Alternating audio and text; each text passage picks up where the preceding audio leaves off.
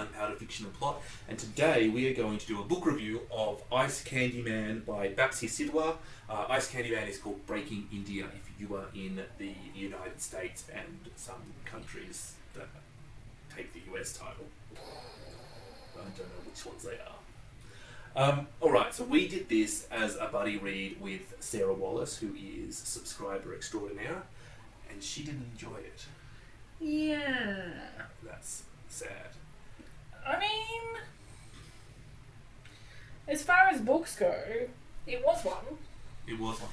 Okay, well let's discuss what this book is first. Yeah. We are, from the point of view of Lemmy. Lenny is a disabled Indian girl who, I get the impression, is around 10 years old, but I don't think we ever told her age, and I think she ages as the book goes as well. Yeah, I think she actually starts younger than 10, but yeah.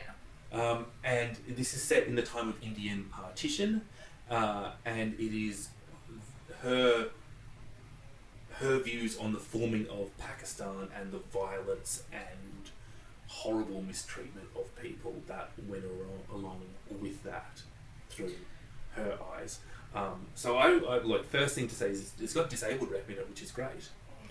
I think one of the things that we should mention early on is this came recommended to us from Nashwa, who we did a collab with.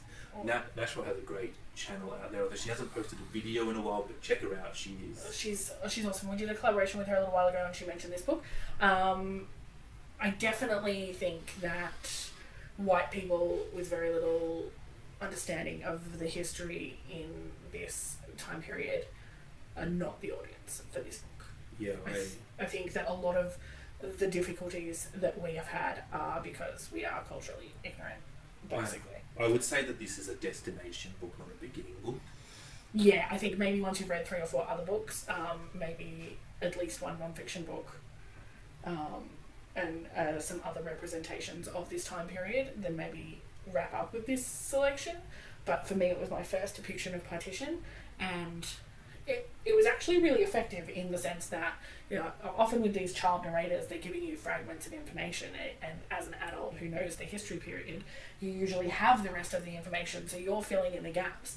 But for me, I actually got to really experience that frustration of not really knowing what was going on because I didn't know what was going on.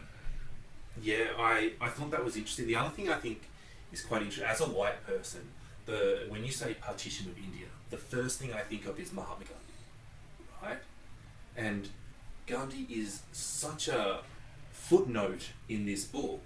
Yeah.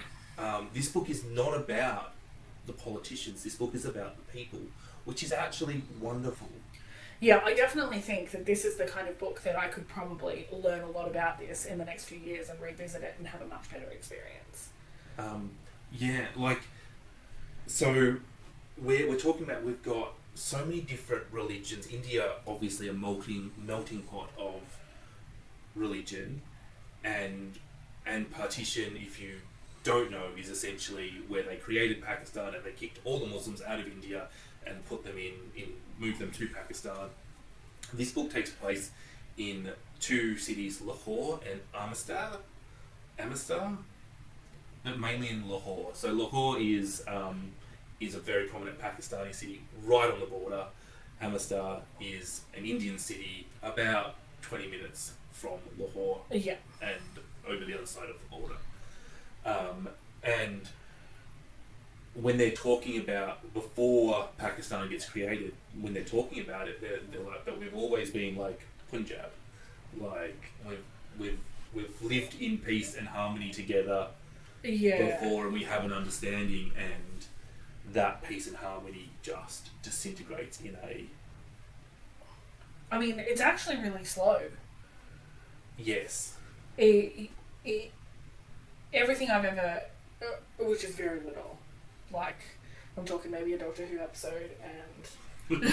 When Doctor Who is your first reference. Yeah, Doctor Who is my first reference for what I know about partition. But everything I know about partition, it tells me that it was supposed to be, like, real sudden. But it wasn't. There was nothing sudden about the disintegration of the social fabric of these characters and their, transition from sitting around talking crap, and being friends with each other, to literally like murdering each other. Yeah. It was a staged transition. It wasn't like instant. But even in the book, they're talking about this idea of petition, and they're discussing whether it's feasible, but it's not like they're going to do it. No, it's very intellectualized and very cold. And then it's done. Yeah. So I think that's... Yeah. Yeah. I found one of the most frustrating things about this book, just to completely change the topic, is it's very clearly written for a Pakistani Indian audience, and you can tell that from the sheer number of Urdu words in it that do not have a translation, and that you basically have to Google as you're reading. And I think that like it's the fault of the editor is to not put footnotes in to translate. I definitely think if your intention was to sell this in a predominantly white market, then a predominantly uneducated market, then there should have been some sort of footnote section. But I didn't find it too much of to me, the stop and look at a footnote is no different to the stop and Google. And if that's the labour required of me to become... Stop, Google, notice that you've got a YouTube comment. I'm not as easily distracted as you. Yeah. But I definitely do like the first probably couple of paragraphs when we're getting descriptions of all the people of different religions in Lahore that made up this sort of social circle. Their clothing in particular was described using the appropriate language, because their pants are not pants. There's no English version of the clothing that they're trying to describe. So they left the words untranslated, and I would Google it, and that way you do end up doing a rabbit hole and having a look at, One of the things that bilingual people do, and I've definitely seen people in Pakistan and in India do it, is that even if they're talking in one language, they will borrow words from the other language because they're more appropriate. And like English is not the best language in every circumstance. Like, it's so arrogant for us only one language people to assume that it is. Yeah. But it's so interesting. Like, we went to Wales a little while ago, and like the deep north of Wales, and we went to a pub, and the table next to us was speaking English in this thick Welsh accent, and we were just listening to them like, when did that happen? They've changed languages, and then they changed back, and then they changed again. You're like, what are they doing? They're just talking the way they talk. Yeah.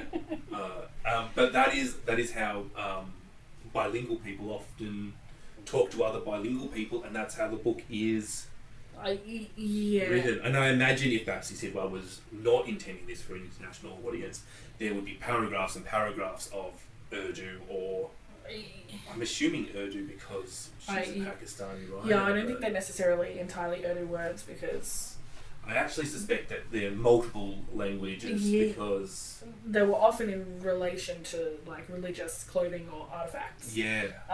And so, I mean, it was an educational process to go and learn those things for me. Yeah. I think, that is, I mean, that is the very big tip. If you would like to read Ice Candy Man, go and watch a documentary. Go and jump on Wikipedia and learn about the basics of the various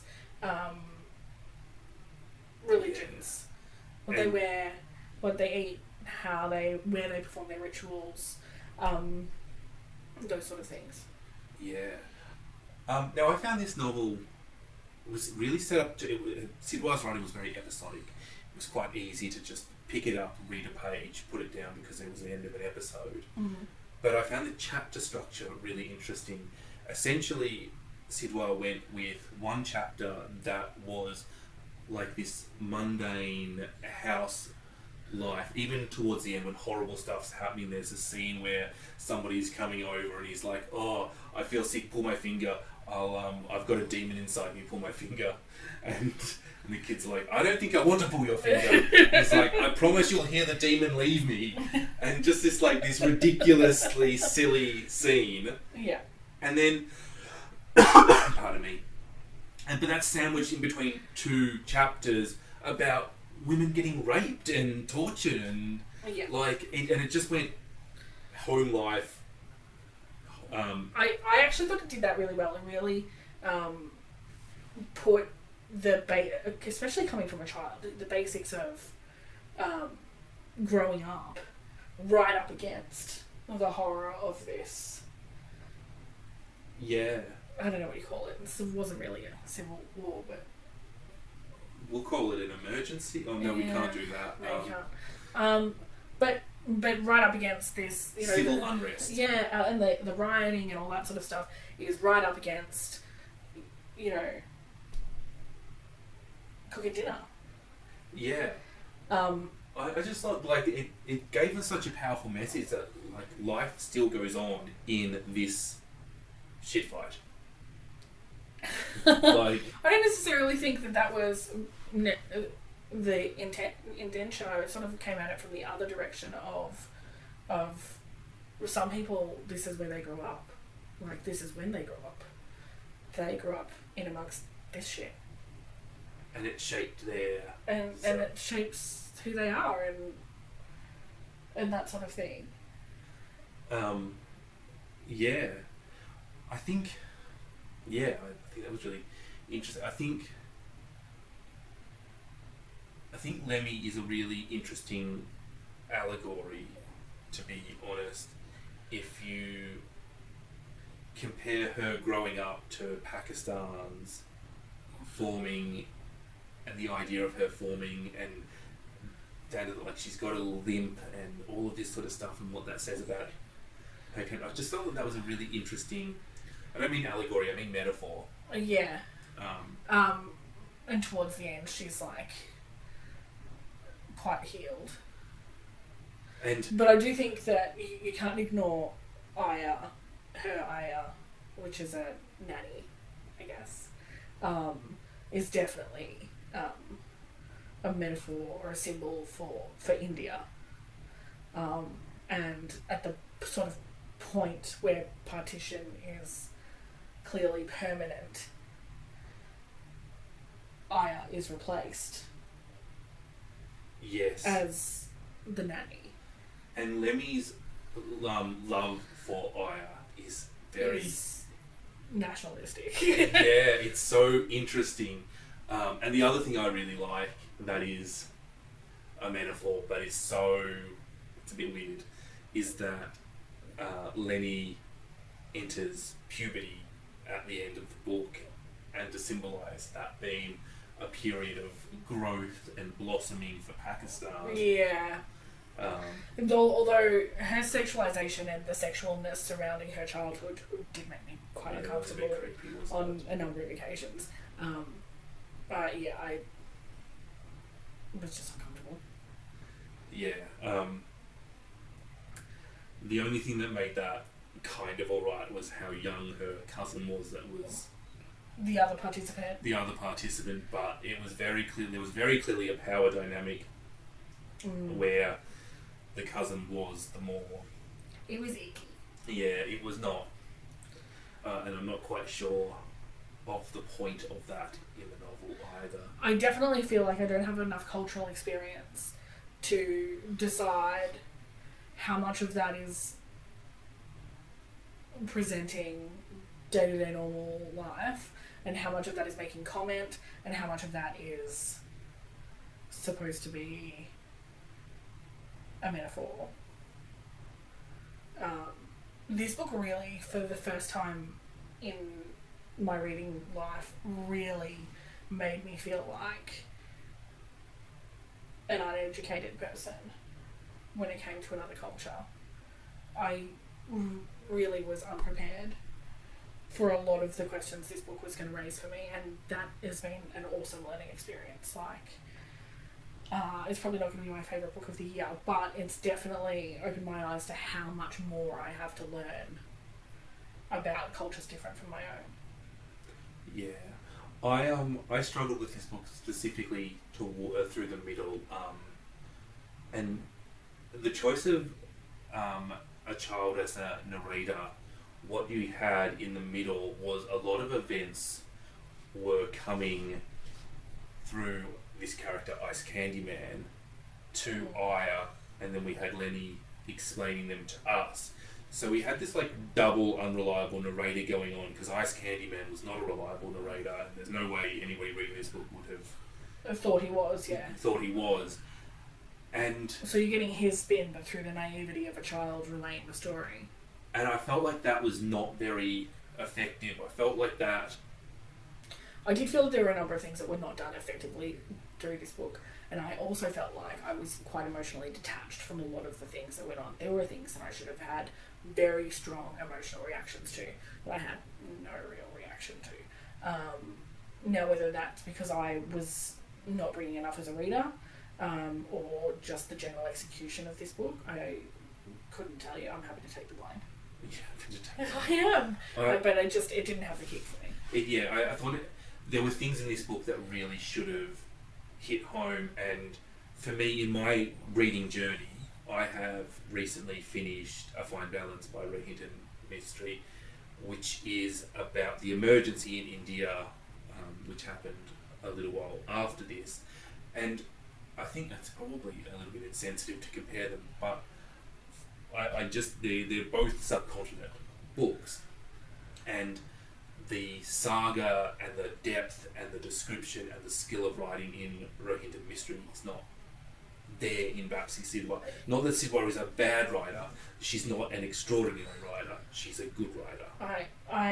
I also think that the scope of this book is not the same as the book that you're describing. No, it's this not. This book is not intended to teach you about partition. This book is a story that happened during partition, and if you don't know enough about partition going in, that's on you.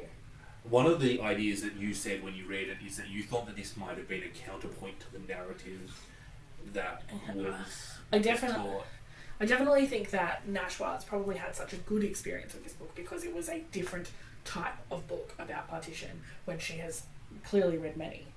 And as a counterpoint, it probably is fantastic reading, but as a first stop on the Whistle Stop tour, not so great. Let's see it. Well, I think... Is there anything else you'd like to say? No, I feel like we've covered most of it. I did enjoy it. I definitely think it's worth reading, but I would recommend reading other things about this time period first. I definitely think if you were going to binge a whole bunch of books from India and Pakistan to save this one for the very last one, I think that is an excellent suggestion. I gave it 4 stars. I know you don't do star ratings, but it sounds like you don't think that's an unreasonable star rating. I know. Those of you who watch regularly, this is his new tactic to try and get me to give it a rating. You don't disagree with my rating, right? Noticed? Sorry. It drives me mad. So your rating was, it was good, but it's not the best book you've read. I enjoyed this book. You enjoyed this book. And I thought it was 4 stars. Worth a read. Definitely something a little bit different and a topic that us Westerners don't read a lot of books on. So it's a new topic, which is always good. Yeah. Alright, well, let us know if you've read this book or if you're intending to pick this book up.